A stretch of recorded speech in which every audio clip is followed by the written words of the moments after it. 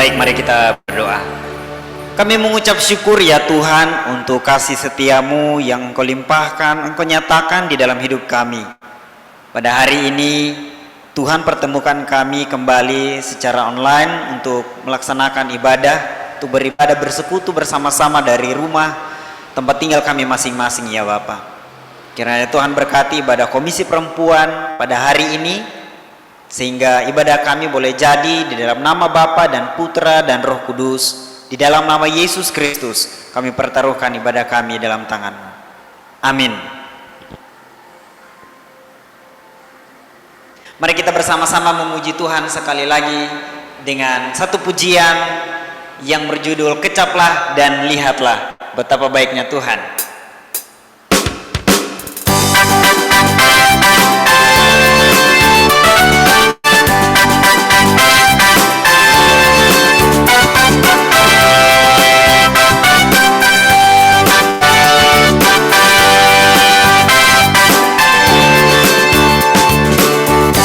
Kecaplah dan lihatlah betapa baiknya Tuhan itu. Rasakan dan nikmati kasih setia Tuhan.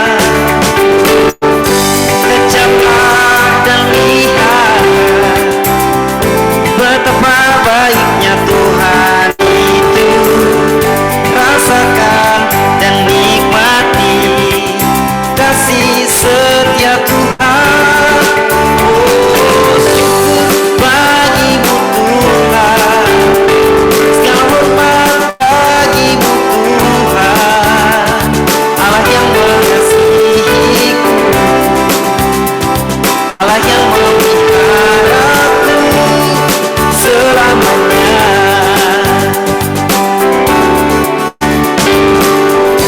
Kecaplah dan lihatlah betapa baiknya Tuhan itu. Rasakan dan nikmati kasih setia Tuhan. Oh, syukur bagimu Tuhan, segala hormat bagimu Tuhan, Allah yang mengasihiku, Allah yang memeliharaku selamanya, selamanya, selamanya. Haleluya. Allah yang memelihara kita. Oleh karena itu patut kita mengucap syukur. Namun jika kita mau jujur, seringkali kita masih melakukan kesalahan, baik menyakiti hati Tuhan dan bahkan menyakiti hati sesama. Saat ini mari kita merendahkan diri kita di hadapan Tuhan. Kita mau mengaku setiap pelanggaran dan dosa kita di hadapan Tuhan. Dan saya berikan kesempatan beberapa menit untuk ibu-ibu sekalian dan bapak-bapak boleh menyampaikan doa secara pribadi, dan nanti saya akan menutup di dalam doa bersama. Mari kita berdoa.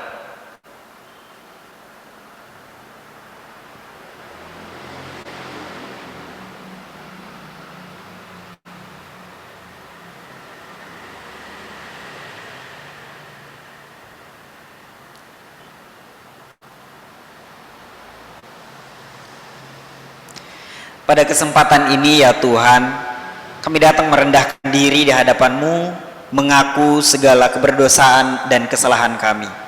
Kami seringkali menyakiti hati Tuhan, kami seringkali tidak taat, dan bahkan kami seringkali tidak bersyukur atas setiap perbuatan Tuhan dalam hidup kami.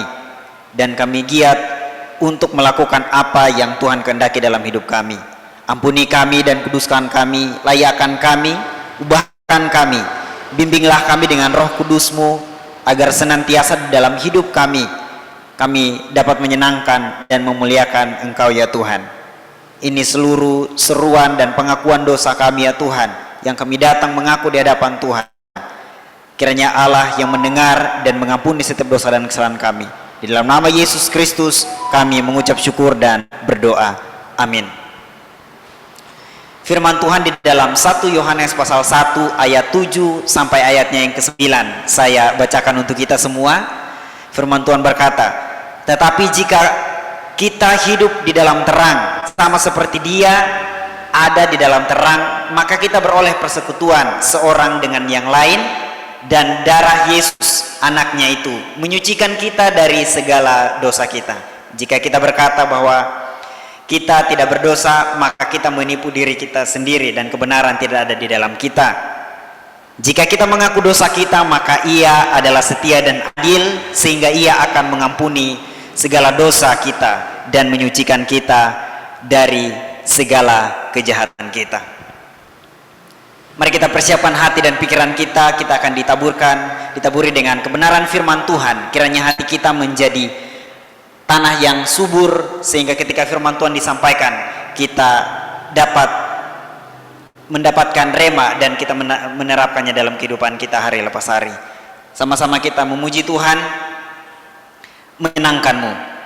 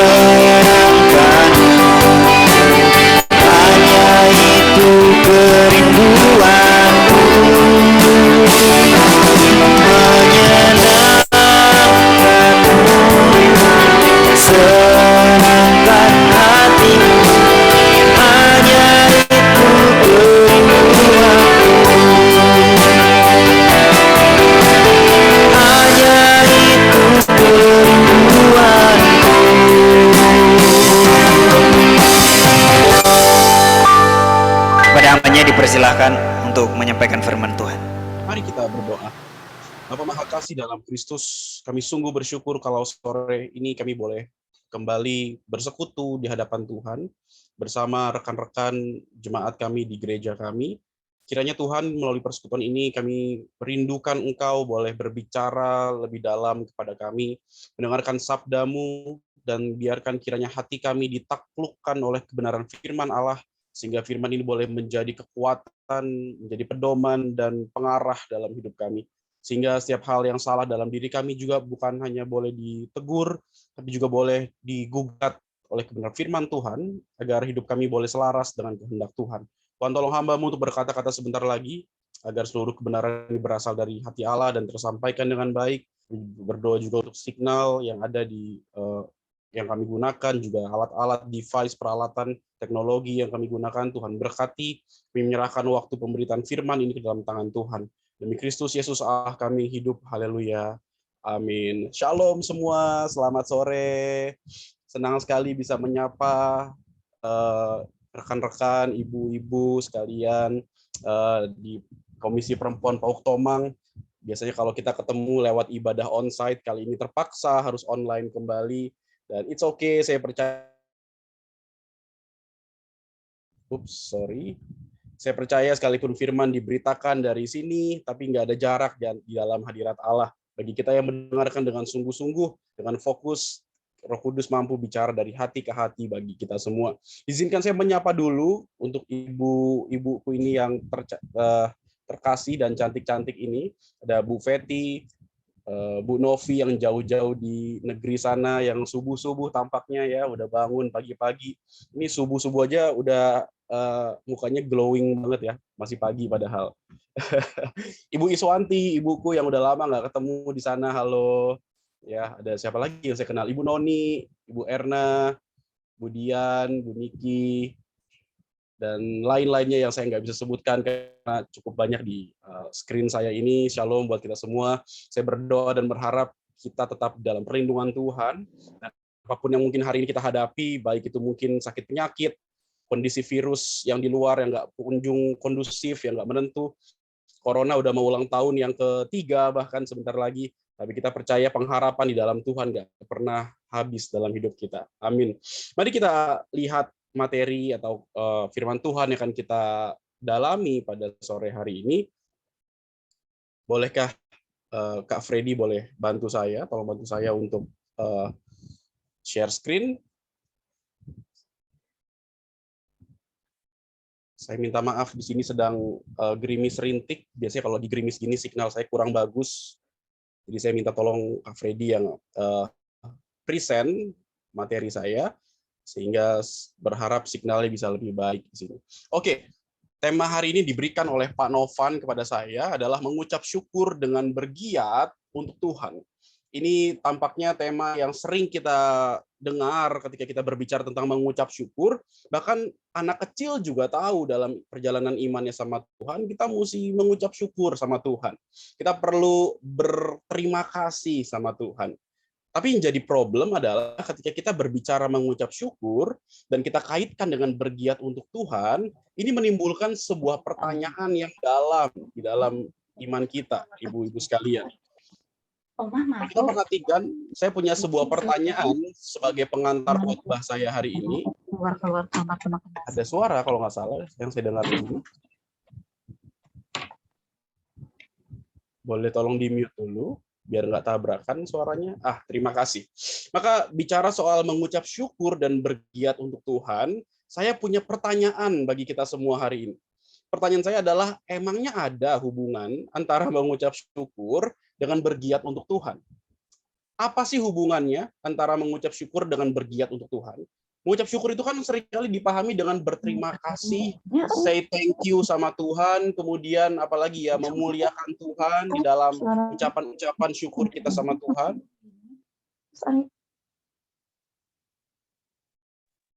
Ya. Lalu apa hubungannya kalau kita kaitkan antara mengucap syukur dengan bergiat untuk Tuhan? Kalau mengucap syukur banyak orang pahami sebagai say thank you, berterima kasih, tapi bergiat itu kan lain soal. Bergiat itu kan bicara soal bagaimana kita bekerja di ladang Tuhan, berusaha mendekat sama Tuhan, kemudian melayani Tuhan, gitu kan. Emang apa hubungannya antara mengucap syukur dengan bergiat untuk Tuhan?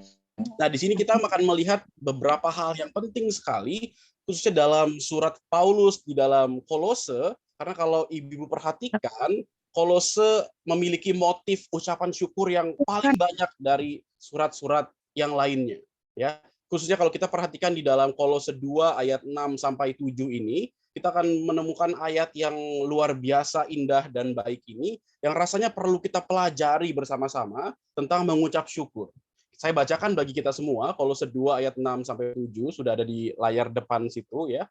Ayat yang ke-6, kamu telah menerima Kristus Yesus Tuhan kita, karena itu hendaklah hidupmu tetap di dalam Dia, di dalam Kristus maksudnya ya. Ayat yang ke-7, hendaklah kamu berakar atau mendasar di dalam Dia dan dibangun di atas Dia. Hendaklah kamu bertambah teguh atau diteguhkan dalam iman yang telah diajarkan kepadamu, dan hendaklah hatimu melimpah dengan syukur.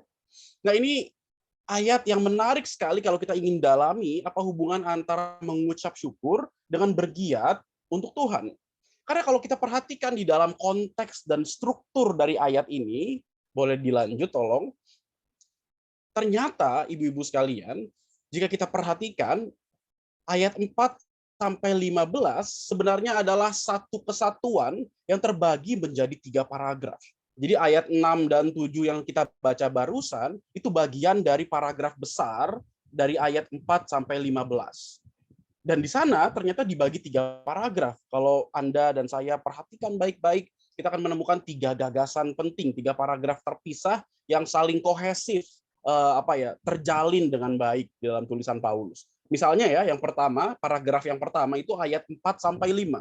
Dalam ayat 4 sampai 5 disebutkan bagaimana ternyata ada ancaman yang pertama, yaitu berhati-hatilah kata Paulus kepada orang-orang yang berkata-kata dengan indah. Wah, ini kalau ada orang yang jago ngomong, berkata-kata dengan indah, mesti hati-hati kata Paulus. Jangan-jangan dia bisa menjerumuskan Anda di dalam konteks tulisan dia saat itu. Dan kalau kita perhatikan ayat 6 sampai 7, ayat yang barusan kita baca, itu masuk ke dalam paragraf yang kedua yang berkata soal solusinya. Dan kita udah baca ya, solusinya adalah kita harus mengakar, dibangun, diteguhkan di dalam Kristus. Dan bukan cuma itu, kalau kita perhatikan di dalam ayat 8 sampai 15, ayat lanjutannya ya, itu masuk ke dalam paragraf yang ketiga, ternyata ada ancaman lain atau ancaman yang kedua tentang bagaimana Paulus memberitahu kepada jemaat, dikasih warning gitu kira-kira ya, hati-hati kepada filsafat yang kosong. Wah, ini menarik sekali. Di dalam kondisi jemaat gereja Kolose ternyata ada 2 ancaman yang mengintai mereka. Ada 2 ancaman yang mengepung mereka. Dan ayat 6 dan 7 tentang bersukacita tadi itu lahir di tengah-tengahnya. Seperti sebuah paragraf yang menjalin paragraf pertama dan kedua menjadi satu. Maka beberapa teolog Perjanjian Baru hampir sepakat semua menyebutkan bahwa ayat 6 dan 7 merupakan paragraf sendi. Kalau kita punya tulang, ya tulang kita ada sendinya kan, join ya, apa maksudnya hubungan yang terjalin. Paragraf sendi yang menjadi poros atau titik pusat dari paragraf sebelumnya, yaitu masalah ancaman yang pertama tadi, dan juga paragraf sesudahnya, yaitu ancaman yang kedua. Ingat ya, di jemaat ini ada 2 ancaman nih yang berbahaya menurut Paulus. Dan Paulus memberikan ayat 6 dan 7 sebagai solusi, sebagai kunci sukses. Dan di tengah-tengah solusi itu ia menyebutkan sebuah gagasan, yaitu hendaklah hatimu melimpah dengan syukur. Wah, ini indah sekali Bapak kalau kita perhatikan. Maka dari sini setidaknya kita menemukan 2 makna yang penting. Makna pertama adalah kunci sukses atau solusi untuk menghadapi ancaman-ancaman yang terjadi dalam jemaat Kolose adalah hidup yang terus-menerus di dalam Kristus. Kenapa? Karena jemaat memang dari awalnya merupakan milik Kristus. Nah, ini saya kasih warna kuning karena ini penekanan yang penting. Milik Kristus. Dan yang kedua, syukur adalah respon dari apa yang dikerjakan oleh Allah. Dan kita lihat di dalam ayat yang ke-7, ada banyak hal yang dikerjakan oleh Allah. Setidaknya ada 3. Yang pertama, bagaimana kita berakar. Allah yang mendasarkan, mengakarkan kita di dalam dirinya, dan juga kita dibangun di atas Kristus, ya. Berarti Allah yang membangun iman kita, dan juga Allah yang meneguhkan kita. Bayangkan ini perkara yang luar biasa sekali. Dari sini kita mengerti ternyata, Ibu Bapak sekalian, kita bukan cuma milik Kristus saja, tapi juga syukur adalah respon dari apa yang sudah Allah kerjakan. Maka saya menyimpulkan di sini, ketika kita sedang mengucap syukur, ternyata di dalam ucapan syukur kita itu ada kesadaran terdalam, saya ulang ya, kesadaran terdalam untuk menyerahkan seluruh hak guna dalam hidup kita kepada Allah. Wah, ini penting sekali. Saya kasih warna kuning, hak guna. Kenapa hak guna, Pak Pendeta? Karena memang yang kita punya dalam hidup ini bukannya hak milik, karena segalanya adalah milik Kristus. Hidup kita yang sudah ditebus ini adalah milik Kristus. Maka yang kita punya sekarang, baik itu pelayanan kita, ataupun mungkin apapun yang kita punya, itu semuanya milik Kristus. Kita cuma punya hak guna.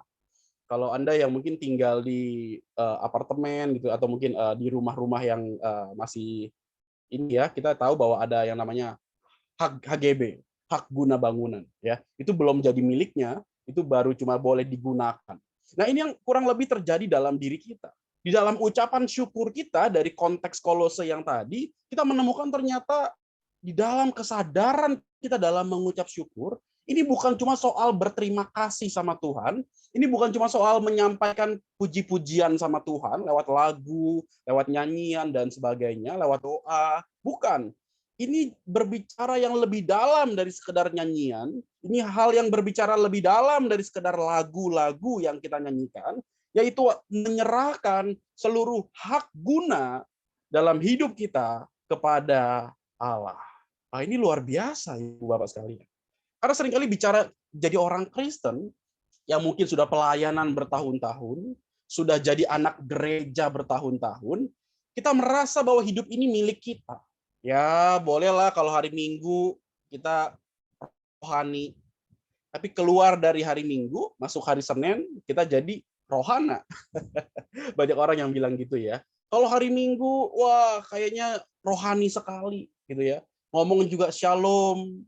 Tapi begitu masuk hari Senin sampai Sabtu, hidupnya, kelakuannya ya jauh sekali dari ucapan syukur sama Tuhan. Kalau hari Minggu bersyukur sama Tuhan, Tuhan terima kasih, wah rohani, haleluya, puji Tuhan. Kalau nyanyi pun suaranya bagus gitu ya. Tapi pertanyaannya kalau masuk hari Senin sampai Sabtu, masuk hari-hari biasa, lagi di pasar, lagi ketemu sama suami, lagi main sama anak, lagi jalan-jalan, lagi kerja gitu ya. Apakah kita sungguh telah menyerahkan seluruh hak guna dalam diri kita kepada Allah? Nah, ini makna syukur yang paling dalam saya rasa. Bagaimana seorang Kristen bisa menyerahkan seluruh hak guna yang dimiliki oleh dia. Kita kan bisa mempergunakan apa yang kita punya kan, kesehatan kita misalnya. Ada orang mempergunakan kesehatannya secara baik, ada juga orang-orang yang mempergunakan kesehatannya secara sembarangan. Nggak peduli sakit penyakit, pokoknya makanan hantem semua. Ya, lagi COVID begini, makanan nggak boleh dipantang. Oh, semua dihajar sama dia. Babi kecap, babi hong, babi panggang. Oh, yang perbabi-babian dihajar semua. Dia lupa dia punya kolesterol, gitu ya. Mempergunakan kesehatan sesuai apa yang dia mau. Mempergunakan kehidupan sesuai dengan apa yang dia inginkan. Mempergunakan kehidupan, mempergunakan kekayaan sesuai dengan apa yang dia kehendaki. Tuhannya nggak ada. Tuhannya dikesampingkan. Maka dari sini kita belajar ternyata ucapan syukur itu yang pertama bukan bicara soal nyanyian, bukan bicara soal puji-pujian. Betul, itu adalah ucapan syukur. Saya tidak bilang itu salah, itu betul ucapan syukur. Tapi ketahuilah dalam gagasan Paulus yang begitu dalam kepada jemaat Kolose, mengucap syukur itu berarti soal kepemilikan yang dikembalikan kepada Tuhan. Dan memang segalanya milik Tuhan. Menyerahkan seluruh hak guna di dalam hidup kita kepada Allah. Dan yang kedua bukan cuma menyerahkan hak guna kepada Allah, tapi dalam ucapan syukur yang terdalam, poin nomor 2 itu ya, dalam ucapan syukur yang terdalam, kita menemukan ternyata sumber sukacita yang sesungguhnya, yaitu ketika kita tidak lagi menggunakan hak guna untuk diri kita sendiri, tetapi menggunakannya untuk Allah. Ada orang berkata, saya bersyukur Pak sama Tuhan karena kemarin saya dapat naik gaji. Wah, bersyukur kenapa? Gara-gara uangnya bertambah, pendapatannya bertambah. Ada orang berkata, saya bersyukur kemarin baru dapat mobil baru. Saya bersyukur Pak, kemarin orang-orang kena COVID, saya nggak kena. Oh, saya bersyukur sama Tuhan. Ibu Bapak perhatikan baik-baik bahwa ketika kita menjadi orang yang bersyukur hanya karena keadaan, kalau kita menjadi orang yang hanya bersyukur hanya karena situasi, maka jadilah kita manusia-manusia yang dikendalikan oleh situasi. Nggak heran udah Kristen bertahun-tahun, udah pelayanan bertahun-tahun, tapi masih mudah sekali rapuh dan dikendalikan oleh keadaan. Maka seharusnya lewat gagasan Paulus ini, dalam ucapan syukur terdalam, sumber sukacita kita itu bukan gara-gara kita dapat sesuatu.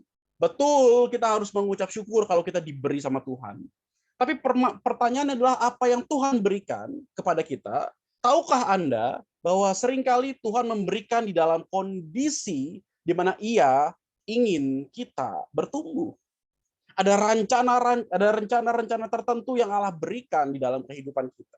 Maka sumber sukacita kita, sumber harapan kita, itu nggak pernah ditentukan dari seberapa banyak yang kita terima, seberapa mobil baru yang kita punya, seberapa harta yang kita miliki. Tapi sumber sukacita kita terletak dari bagaimana kita menggunakan hak guna kita untuk Tuhan. Nah, ini agak berat, tapi saya berdoa dan berharap kita bisa mencernanya pelan-pelan. Ibu Bapak sekalian, ada orang-orang yang senang sekali ketika dia melayani Tuhan. Ketika dia bergiat sama Tuhan. Kalau ditanya kenapa sih kamu suka banget pelayanan? Orang itu kan berkata hidup ini ya memang untuk melayani. Saya nggak bisa bayangkan apa jadinya hidup saya tanpa melayani Tuhan. Wah, sukacitanya itu di dalam pelayanan. Ketika dia bisa melakukan apa yang Tuhan inginkan. Ketika dia bisa membantu sesamanya. Ketika dia mengerjakan banyak pekerjaan Tuhan tanpa harus disuruh-suruh sama ketua majelis, misalnya sama majelis di gereja, pengurus di gereja. Saya nggak lupa bagaimana dulu ketika saya awal-awal bertobat sebagai seorang remaja yang nakal. Dulu saya adalah seorang remaja yang bandelnya luar biasa, remaja yang nakal, kerjaannya cuma ngabisin duit papa saya. Di mata saya, papa saya cuma seperti mesin ATM berjalan. Saya nggak perlu kehadirannya, saya cuma perlu duitnya. Wah, ini saya nakal sekali pas remaja. Tapi begitu saya bertobat, Ibu Bapak sekalian, begitu saya bertobat, saya lahir baru, saya sungguh-sungguh menyerahkan hidup saya sama Tuhan, saya datengin ketua remaja saya. Saya bilang, Kak, boleh nggak saya pelayanan? Saya merasa bahwa saya itu ingin sekali berbakti sama Tuhan. Jadi tukang gulung-gulung kabel, nggak apa-apa deh, Kak. Jadi tukang beres-beresin bangku, nggak apa-apa deh, Kak. Saya merasa hati ini berapi-api untuk melayani Tuhan, mengerjakan apa yang Tuhan cintai, Tuhan senangi. Rasanya saya nggak tahan hati ini. Ibu-ibu sekalian perhatikanlah, ketika kita menjadi orang yang bersyukur sama Tuhan, kita tahu kita orang yang nggak layak, tapi kita ditebus sama Tuhan. Kita yang orang-orang yang harusnya binasa ini, tapi kita diselamatkan oleh Kristus Yesus. Maka seharusnya sumber sukacita kita bukan terletak dari seberapa banyak harta yang kita miliki, tapi seberapa jauh hak guna kita gunakan untuk Tuhan. Kita harus jadi orang-orang yang senang, bersukacita ketika kita bisa mempergunakan seluruh hal ini untuk Tuhan. Untuk Tuhan. Maka harusnya kalau pelayanan itu bukan disuruh-suruh. Mundur dulu, Kak Freddy. Kalau pelayanan itu harusnya bukannya banyak alasan. Di gereja ini nggak ada, di gereja lain banyak. Saya banyak menemukan di beberapa gereja tertentu, kalau pelayanan itu didorong-dorong, ayo dong, kamu dong, gitu ya. Ah, nggak bisa, kamu dia aja, Pak. Kamu dong, ah nggak bisa. Saya bilang sama jemaat saya di gereja, udahlah, simple. Kalau ada orang di jemaat kita yang didorong-dorong buat pelayanan, untuk bergiat sama Tuhan aja perlu didorong-dorong, udahlah, simple. Cuma satu kesimpulannya, nggak cinta. Itu aja. Kalau ada orang yang mesti didorong-dorong buat pelayanan, simple, karena dia nggak cinta. Kalau cinta, pasti dia pelayanan. Kalau cinta, dia pasti nggak usah disuruh-suruh. Anda bayangkan ada seorang ibu-ibu tua datang ke sebuah pasar bersama anak gadisnya, anak perawannya. Tiba-tiba di pasar itu ada 5 orang preman, ya. Ibu-ibu tua bawa anak gadisnya lagi ke pasar dan ada 5 orang preman yang mencegat mereka. Lalu anaknya mau diperkosa sama si 5 orang preman itu. Saya percaya sekali bahwa ibu-ibu tua yang jalannya susah ini pasti dia mendadak jadi Bruce Lee. Wacah, minggir, awas, cubit sana, wah, pukul, wah, minggir, lepasin anak saya. Kenapa? Karena dia cinta sama anaknya. Dia nggak rela lihat anak gadisnya diperkosa oleh 5 orang preman. Kalau anak saya yang masih bayi, yang namanya Luther, masih kecil itu masuk ke jurang, saya nggak akan pikir 2 kali. Saya pasti ulurkan tangan saya untuk tolong anak saya. Nggak peduli seberat apapun, sesakit apapun. Mungkin tangan saya pun harus copot gitu ya. Saya nggak peduli. Pasti akan saya tarik dia keluar semampu saya. Karena cinta. Sumbernya adalah karena kita cinta. Maka ketika kita bergiat sama Tuhan, dalam ucapan syukur kita, hal-hal ini adalah hal yang paling penting dalam hidup kita. Maka itulah sebabnya kita bergiat untuk Tuhan. Itulah sebabnya kita melayani Tuhan. Gak usah disuruh-suruh, karena kita cinta. Kita mempergunakan hak guna kita untuk Tuhan. suka gitu loh, lihat Tuhan dipermuliakan. Kita nggak bisa tenang kalau lihat banyak orang belum kenal Tuhan. Kita nggak bisa tidur rasanya kalau banyak orang itu loh belum diselamatkan. Keluargaku ini loh, keponakanku loh ini, sepupuku ini loh masih belum kenal Tuhan. Bagaimana nasibnya nanti? Hati ini nggak tahan mempergunakan hak guna yang Tuhan berikan dalam diri ini untuk Tuhan. Itulah sumber sukacita kita dalam ucapan syukur kita. Terima kasih ya Tuhan. Terima kasih. Maka ucapan syukur menjadi makna terdalam. Bukan lagi sebatas cuma sekedar nyanyi. Betul, itu ucapan syukur. Tapi Paulus mengajak jemaat di Kolose untuk melihat lebih dalam dari sekedar bernyanyi. Lebih dalam dari cuma sekedar berdoa yang berterima kasih. Tapi lihatlah ucapan syukur dimulai dari menyerahkan hak guna kita kepada Allah. Tuhan, ini hidup saya. Saya belum baik. Saya mungkin masih berdosa. Tapi saya ingin berubah. Tuhan tolong saya. Saya ingin melayani Tuhan. Saya ingin dipakai Tuhan. Nggak usah disuruh-suruh. Karena cinta Tuhan pasti dia pelayanan. Karena cinta Tuhan pasti dia bergiat untuk Tuhan. Nah, dari sini kita belajar ternyata ada 3 level orang mengikut Yesus. Yang pertama, saya ikut Yesus ketika Yesus mau atau bisa memahami saya. Saya ikut Yesus kalau Yesus kabulin doa saya. Saya akan pelayanan, saya akan bergiat untuk Tuhan, saya akan mati-matian bergiat untuk Tuhan. Ketika Tuhan mau dengar doa saya. Ketika Tuhan bisa pahami apa yang saya hadapi. Orang level pertama. Tapi ada juga orang level kedua, saya ikut Yesus ketika saya bisa memahami Yesus. Saya pelayanan kalau saya udah jadi baik. Saya nanti loh Pak, pelayanan mau ikut paduan suara, kalau nanti saya sudah baik. Pertanyaannya kapan baiknya? Bukankah justru kalau kita tahu kita tidak baik, maka kita datang ke gereja? Bukankah harusnya ketika kita tahu kita sedang tidak baik, kita minta ampun sama Tuhan dan bilang, Tuhan, pakai saya. Pantaskan saya, ampuni saya, basuh saya mau jadi bejana di tangan Tuhan yang dipakai oleh Tuhan. Dan ada orang yang ketiga, saya tetap ikut Yesus ketika saya belum bisa memahami Yesus. Dan ketika seolah-olah Yesus tidak memahami saya. Wah, indah sekali. Indah sekali. Dia bergiat ikut Tuhan. Orang ini bergiat ikut Tuhan. Mungkin susah, karena seringkali mungkin dia merasa bahwa saya belum baik. Saya belum memahami Tuhan sepenuhnya. Ya memang kita nggak bisa memahami Tuhan sepenuhnya, toh. Dan mungkin seringkali ketika saya berdoa, rasanya Tuhan nggak jawab doa saya.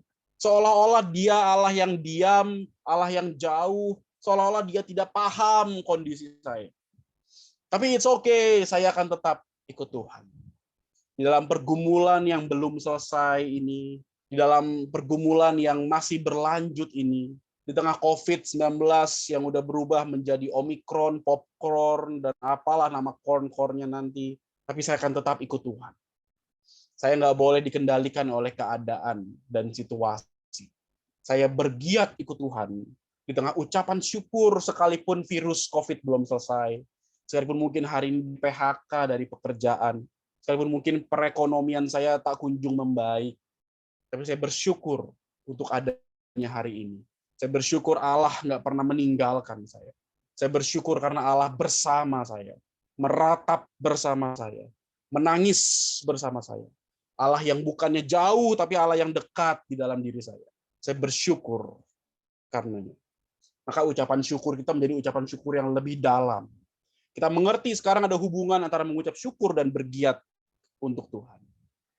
Kita mengerti sekarang bahwa Tuhan nggak pernah meninggalkan kita. Dan bukankah itu seharusnya adalah hal yang membuat kita mengucap syukur dan menyerahkan seluruh hak guna. Bukan hak milik loh ya. Kita nggak punya apa-apa di dunia ini. Nggak percaya. Tanya jenazah. Jenazah kalau mati dia nggak bawa apa-apa kan. Dia cuma bawa badannya, jasadnya. Itu pun nggak bisa gerak lagi. Kita nggak bawa apa-apa nanti di tengah peti kematian kita, ibu-ibu sekalian. Kita cuma bawa satu hati yang mencintai Tuhan. Hati yang ada tulisannya I love you, God. Dan itulah ucapan syukur kita terdalam. bukan karena situasi. Kita bersyukur bukan karena kita dapat sesuatu. Kita bersyukur bukan karena kita dapat berkat. Tapi kita bersyukur lebih dalam dari sekedar dapat berkat. Itu saat kita menyerahkan hak guna kita kepada Tuhan. Saat kita bersuka cita, saat hak guna itu dipakai untuk Tuhan dan bukan yang lain. Itulah sumber syukur kita, sumber sukacita kita. Kita berdoa. Bapa Maha Kasih dalam Kristus, hari ini kami belajar melalui surat Paulus kepada jemaat Kolose. Kami diingatkan bahwa ucapan syukur bukan hanya sebatas lip service, bukan sebatas berterima kasih saja karena kami mungkin punya ini dan punya itu. Bukan sebatas karena kami mungkin anak gereja nyanyi-nyanyi. Tapi hari ini kami diingatkan bahwa mengucap syukur memiliki makna yang lebih dalam dari sekedar nyanyi-nyanyi dan lip service. Itu saat kami menyerahkan seluruh hak guna kepada Tuhan. Hak untuk mempergunakan keuangan kami. Hak untuk mempergunakan kesehatan kami. Hak untuk mempergunakan seluruh yang Tuhan titipkan dalam hidup kami. Kami serahkan sama Tuhan. Kami bukan pemilik, kami nggak punya apa-apa Tuhan. Semuanya milik Kristus, kata Paulus. Kami hanya pengelola dalam dunia ini. Maka saat kami mengembalikan seluruh hak guna kami kepada Tuhan, itulah ungkapan syukur kami terdalam. Ketika kami mungkin terima gaji, terima income, terima berkat, kami bersyukur bukan karena berkatnya, bukan karena duitnya, tapi bersyukur karena Tuhannya. Kami bersuka cita dalam ucapan syukur kami bukan karena kami mungkin dapat lebih sesuatu, dapat bisa melakukan banyak hal, tapi karena kami tahu kami bersuka cita dalam ucapan syukur kami saat kami menyerahkan hak guna kami sama Tuhan. Kami bersuka cita saat kami melihat Tuhan di sana. Kami menyerahkan hidup kami ya Tuhan. Ampuni kami kalau kami seringkali bergiat sama Tuhan karena disuruh-suruh. Ampuni kami kalau kami seringkali bergiat untuk Tuhan karena terpaksa. Ampuni kami. Ampuni kami kalau seringkali kami menjadi orang-orang Kristen yang terpaksa ikut Tuhan. Kami memang nggak cinta Tuhan ternyata. Ampuni kami. Ubah hati kami sore hari ini Tuhan. Roh Kudus jamah kami. Agar kami menjadi orang-orang yang mencintai Engkau lebih dari yang lain. Dan dari situlah ucapan syukur terdalam lahir dari hati kami. Kami menyerahkan segalanya ke dalam tangan Tuhan. Kami berdoa berkati setiap jemaatmu yang hadir hari ini. Komisi Perempuan Pauk Tomang, Tuhan berkati. Di tengah pergumulan apapun yang sedang mereka hadapi, mungkin pergumulan ekonomi, mungkin ada yang sedang bergumul dalam pergumulan keluarga, mungkin pergumulan kesehatan, Tuhan berkati kami semua. Tuhan tolong kami semua. Secara khusus ya Tuhan, Ibu Feti sebagai pengurus, Tuhan yang tolong agar sungguh bisa memimpin kami semua. Tuhan berikan hikmat agar kami boleh sungguh-sungguh semakin giat kepada Tuhan. Melalui komunitas ini, melalui gereja ini, melalui komisi ini. Kami bersyukur untuk setiap apapun yang telah Tuhan kerjakan, ataupun yang sedang Tuhan kerjakan, ataupun yang nanti yang akan Tuhan kerjakan. Kami bersyukur. Kami nggak ragu sama Tuhan. Kami nggak mau curiga sama Tuhan. Ajar hati kami melekat sama Tuhan dalam ungkapan syukur kami yang terdalam. Kami menyerahkan hidup kami ke dalam tangan Tuhan. Demi Kristus Yesus Allah kami hidup. Haleluya. Amin. Tuhan Yesus memberkati.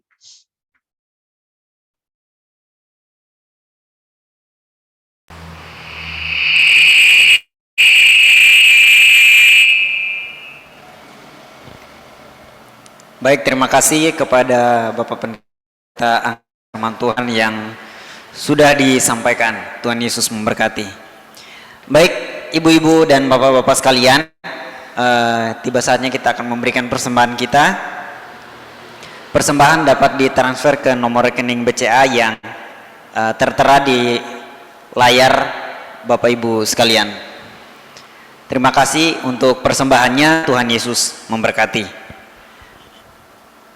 Kita akan mengakhiri ibadah kita pada saat ini.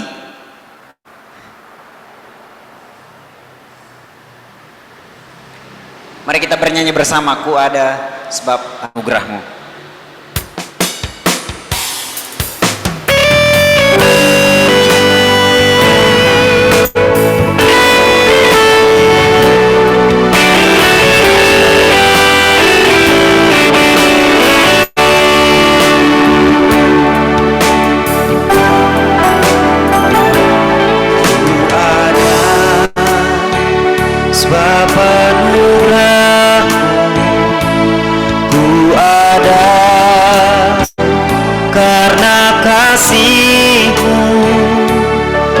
Tuhan Yesus, ku berterima kasih buat kasih kamu. Terima kasih Yesus, Yesus, terima kasih. Hanya anugerah-Mu buat hidupku sekarang, bukan memuji-Mu selamanya.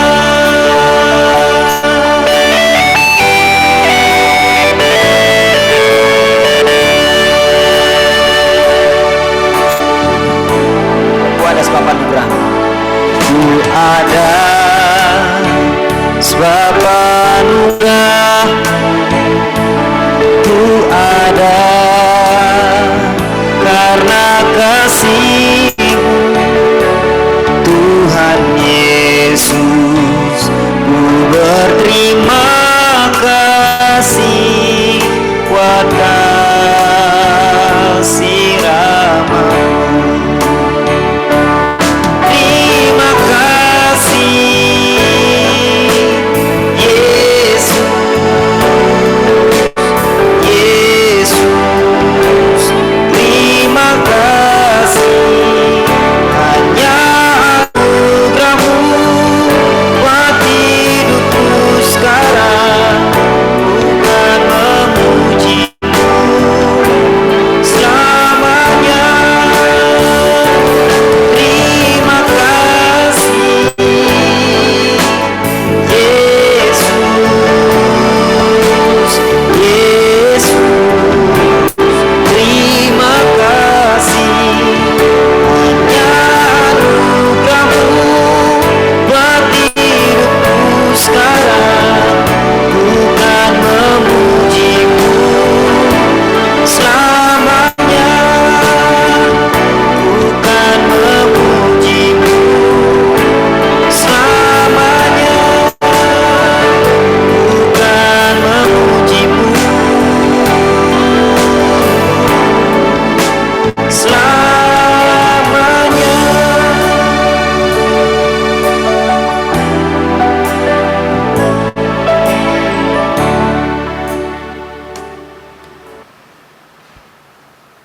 Terus sekalian ibadah telah selesai, mari kita arahkan segenap hati dan jiwa kita pada Bapa kita di sorga dan siap menerima berkat yang datang dari Tuhan. Kiranya Allah berjalan di sampingmu sebagai seorang sahabat dikala suka ataupun duka, dan kiranya Allah berjalan di belakangmu dan mendorongmu dengan cinta kasih-Nya yang besar, dan kiranya Allah berjalan di depanmu untuk menuntunmu ke dalam panggilan-Nya yang kudus. Nah, berkat terbaik dari Bapa kita di sorga serta cinta kasih dari Tuhan Yesus Kristus, juga pemeliharaan, pertolongan, penghiburan, damai sejahtera dari Allah Roh Kudus telah menyertai hidupmu dan hidupku dari sekarang sampai Maranatha Tuhan kembali ke dunia ini. Malah berkat ini dan nikmatilah berkat ini karena Dia adalah Allah yang baik, dan jadilah saksinya yang berani dimanapun engkau berada. Dalam nama Yesus Kristus Allah kami yang hidup. Haleluya.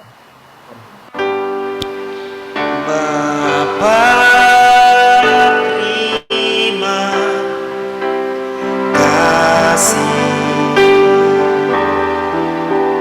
Bapa, terima kasih.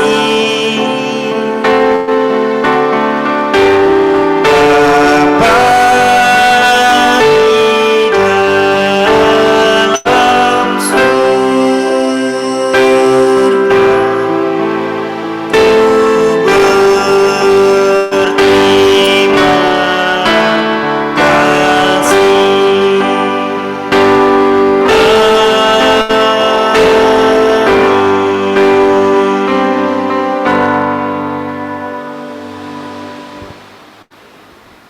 Dipersilahkan untuk ibu-ibu dan bapak-bapak sekalian untuk bersaat teduh.